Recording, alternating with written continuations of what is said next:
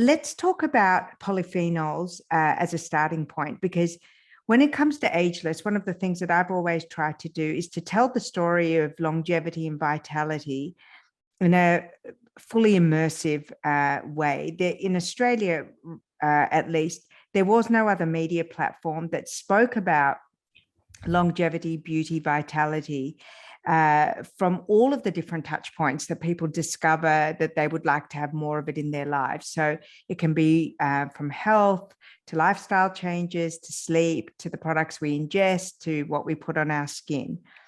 And that's been your experience. And so, the story of Polyphenols and Resveratrol is really from that internal concept of beauty, and beauty being health and vitality and cellular health.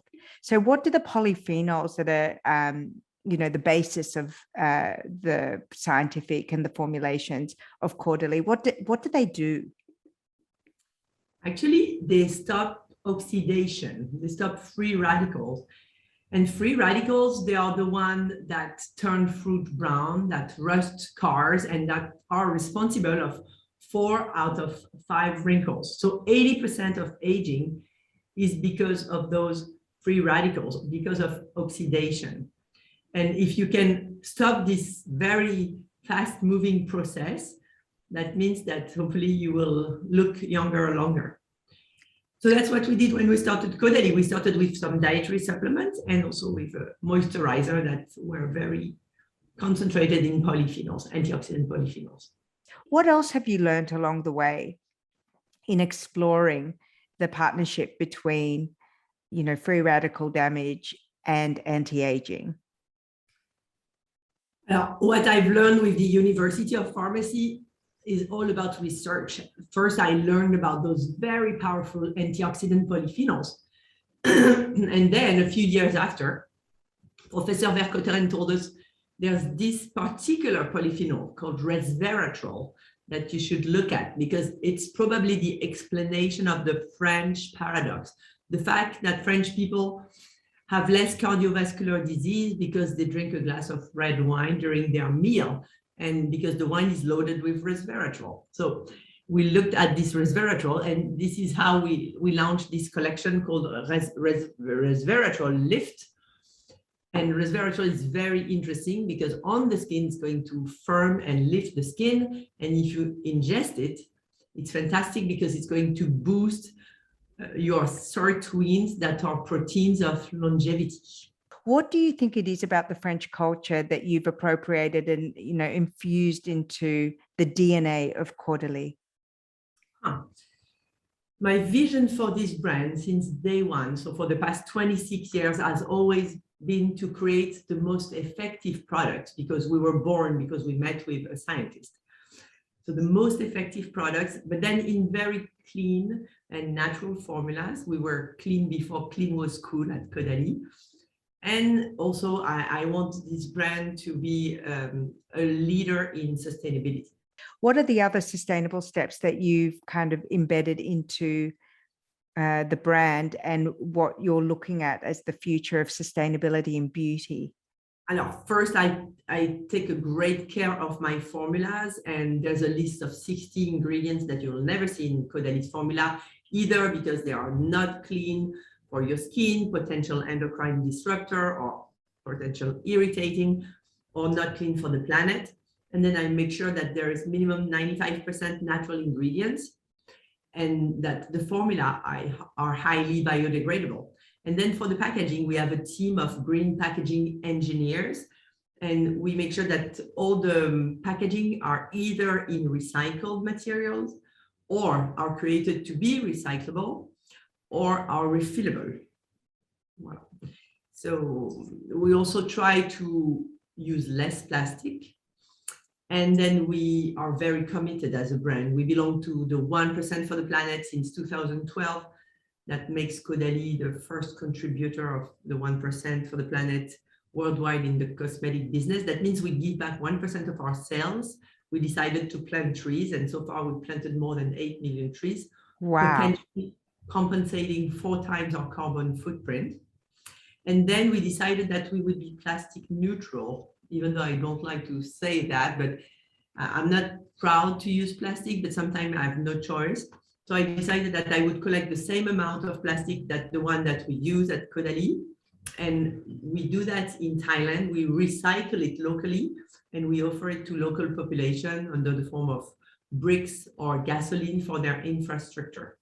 What do you think when there is that debate between the efficacy of natural and clean products and cosmeceutical grade products? I think that clean and natural should be the icing on the cake. I think it's mandatory. You need to do it, but clean and natural doesn't mean effective. So my obsession and my top priority is to invest in research and to find unique molecules that are skin problem solvers. And then once I have those very effective molecules, either with Harvard Medical School or with the University of Pharmacy, I build with my team a formula around that is clean and natural.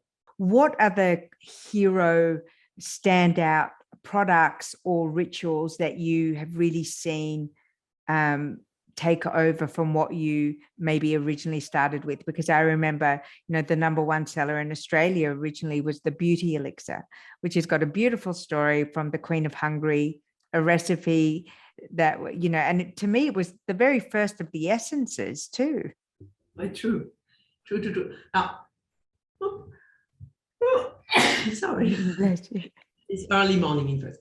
So yeah, the beauty elixir is still a very big seller in Australia and in the US. Yet in Europe, it's only for journalists, celebrities, makeup artists. The rest of the people don't know about this product. That is a very unique product because it's a multitasking mist that you put to prep and set makeup and to glow. But no, the absolute bestseller of Caudalie worldwide is this one. It's called Vinothérapie serum. I know Vinothérapie. I love Vinothérapie, the gentlest, safest way to treat pigmentation. Exactly. And Vinothérapie serum is fantastic because it works on all dark spots and on all skin types, no matter if you have a very fair skin or a very dark skin. And it's gentle. Even if you're pregnant, you can use it. It's sun safe. I believe that's why we have 50% of the market share in France with this product. And yeah, it's the bestseller everywhere. And in terms of as a brand, how have you developed? Are you still, I know that you've opened Caudalie boutiques around the world. I know that you have a number of spas. I'd love for you to share with us the concept behind the Vinothérapie spas. Now, Vinothérapie Spa was created back in 1999. We invented Vinothérapie Spa because my parents were opening this beautiful hotel, Les Sources de Caudalie, in Bordeaux. And when I learned that they were going to open 30 rooms, I told them, okay, hold on. You keep one room for me because I have masks, I have scrubs, and we are going to do a facial. And at the same time, we were contacted by American in Napa, who had seen that we had those grapeseed polyphenol products and they were opening a spa in Napa and they say, oh, we need your products because you're the only one with grape seeds.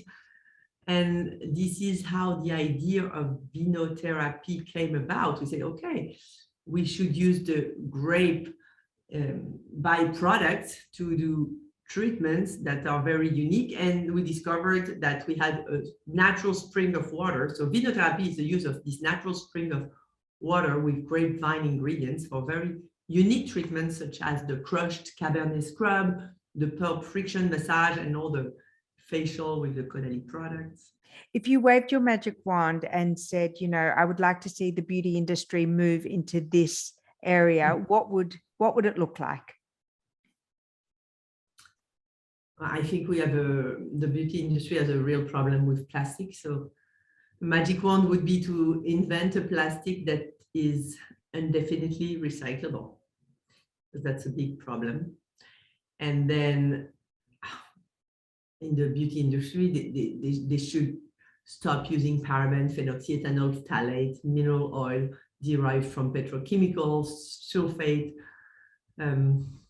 phthalates, plenty of ingredients that I banned, silicone, pegs, microplastics, and I see them everywhere. And I hope they will disappear soon.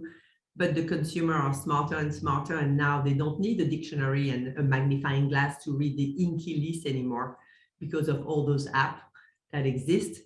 So hopefully the beauty industry will change fast.